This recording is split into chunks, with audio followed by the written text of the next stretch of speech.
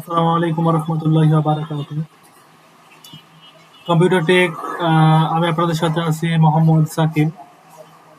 আজকে আমি আপনাদের যে জিনিসটা দেখাবো সেটা হচ্ছে আমরা কিন্তু বারে বারে তারিখ লিখে থাকি, যেমন হচ্ছে 2/5/2025, এরকম করে তারিখ লিখি, লেখার পরে এরকম করে ড্র্যাগ করে দিই। এরকম করে ড্র্যাগ করার থেকেও আরেকটু সহজ উপায়, সেটা হচ্ছে আপনি খুব সহজেই এই কাজটি করতে পারবেন। সেটা করার জন্য আপনাকে এখানে দেখা যাচ্ছে আপনি লিখুন কত 2/5/2025, এই ঘরটি ক্লিক করবেন।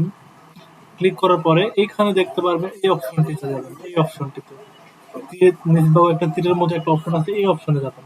যাওয়ার পরে এখানে দেখবেন সিরিজ লেখা আছে, সিরিজ এখানে যাবেন।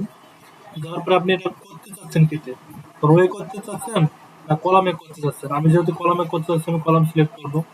এবার এখানে জাস্ট এখানে আপনি কত দিন নিতে চাচ্ছেন, আপনি 2/5/2025 থেকে কত নিতে চাচ্ছেন। দেখা যাচ্ছে এক্সাম্পল আমি দিলাম যে 2/5/2026, জাস্ট ওকে করে দেন। একদম সিম্পল। এভাবে আপনি যে কোনোভাবে আপনি এই সংক্ষিপ্তভাবে আপনি ডেটগুলো লিখতে পারবেন, বারে বারে আপনাকে ট্র্যাক করা লাগবে না।